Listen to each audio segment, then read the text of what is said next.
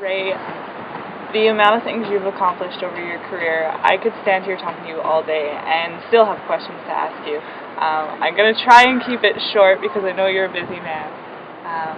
But, I mean, from the age of 12, being a professional singer, did you have any idea that your career was going to be your talent? I'm not entirely sure that how professional I was at 12, but it was never wasn't a career until I was in my 20s. I mean, it didn't occur to me that this is what I was going to be doing until I was in my 20s. Up to that point, it was like, wow, I get to be the singer. And people like me. I get to stand in the middle. I get to sing these songs that I love. So, it never occurred to me that it was anything other than a gift that I was able to do it. And it was in my 20s somewhere I went, hey, looks like this is what I do now. So no, it never occurred to me that this is what I would end up doing, and no, there was never any plan, because I don't think any of us ever thought further than maybe a couple of weeks down the road. And here you are, 38 to 39 years later, just with the same band, Trooper. Same guitar player, same name, and Scott and Gogo have been 19 years with us, so plays at 8 years now. So, yeah. It's quite the bond that you must form to be able to stay together for that long. Totally, it's a brotherhood. There really is a whole lot of that brotherhood thing going on. You tend to see, I don't know if it's more nowadays than back in the day, but it seems to be pretty hard to break into the entertainment industry as a whole in Canada. You see a lot of artists and things go to the States to make it first. Did you ever come across that? That was always guess who couldn't draw flies in Winnipeg, right? They went to the States and got famous, and then, we'll come and see them then, right? Yeah. But so that's not new. That was always the case, There was always this sort of test you had to pass, which was go down to America and get famous. We didn't do that, mostly because when we went down to America, nothing happened, right? So it wasn't for lack of trying necessarily, right? But so anything that happened for us happened by virtue of our fans in Canada. But it's still, I think that's still in play, which is odd because you have people like Bryan Adams and Michael Bublé and Celine Dion and Arcade Fire and all these huge international artists who come from Canada. You'd think that we flew into that. You would think, right? But it seems to be we're almost stuck in a mindset where if you're not big in the States, you're not big in Canada. It's very Canadian, right? Mm-hmm. Which is an odd thing to say. But you guys did make a name for yourself in Canada. You're Canadian legends. You're one of Canada's top-selling bands ever. That's huge. It's good, isn't it? A little bit. Yeah, it's a little bit good. Yeah. So, what do you think the secret is? What do you think having such a Canadian fan base? How does that even happen? Well, I mean, it's some percent luck, some percent just perseverance, some percent having really good songs, which that kind of that held on over time. I mean, Flock of Seagulls had a hit song, which if I to remember the title of our Here for a Good Time, Raise a Little Hell.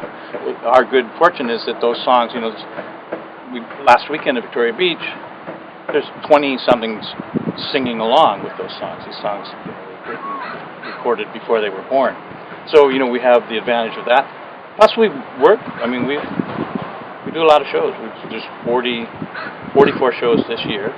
We used to do up to 100 in a year when we were still playing in nightclubs. So, we've been out there kind of working it, You definitely pounded the pavement. We've been out there with our peeps, right? I had a kid last year, so I've been with you, Ray since the beginning, since 2004. Right. The beginning of his life? Right, since 2004. That was the beginning for him, so that works for me. And what's cool, too, is with the younger generations who might not know Trooper as a band, they still hear your song and they know it, and then they'll be like, oh, that's Trooper, that's who they are. Right, and then they come out, and then it's kind of a party, and then they go, oh, gee, we want to do that again, and so, there's this, we've kind of created our own cycle that works for us. So. And keeping it in Canada, you guys tend to do quite a bit with your community. I mean, you were one of the main reasons there's a Surrey Fine Arts School. Can you tell us what sparked that? Thanks for bringing that up, and having brought that up, I got to say that it was my wife mostly, and I just mucked in behind her, used any credibility that I had to help. But yeah, there is still a fine arts school in Langley, and we wanted Connor to go there, and because it was a Langley school, the waiting list was for Langley people first, and then if that line was short enough, then he could have got in. And at some point, somebody suggested, well, you could do the same thing in Surrey. So we began to petition the school board for 3 years, and we did it.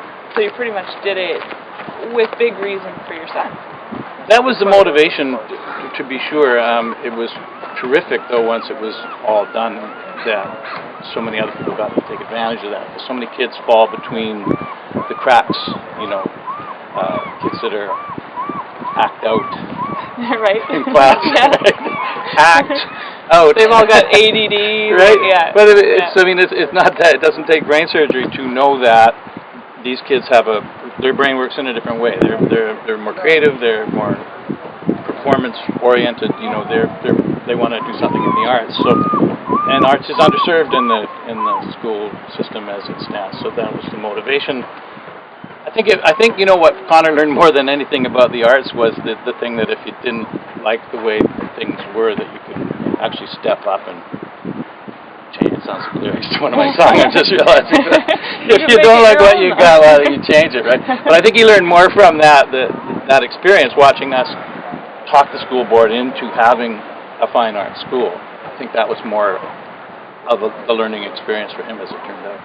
Now, to go off track a little bit, just because you just spoke about lyrics, do you find yourself, even though you've been in the industry for so long, do you find yourself going around on a daily basis and thinking, oh, that's the perfect lyric to a song, and just breaking out into a writing session? I don't break out into writing sessions anymore, the first part. Okay. I haven't even thought in terms of writing for an album for a long, long time. I mean, it is fun. The writing part's fun. The singing of the songs is fun. But the organizing of the money to get the studio, and the record company, and all that stuff is very important. Yeah. It's annoying too, right? It's not something that I've grown to love. And at this point, name me a band from our era that's put out a record in the last couple of years that anyone gave a shit about it anyway, right? So I mean, why go to that trouble? If I was going to do something, it would be something odd. But I don't have time to do that either. And you're sticking to your roots. You're giving White Rock a show coming up August 1st. It's right over here. Can you tell us a little bit just about up the hill.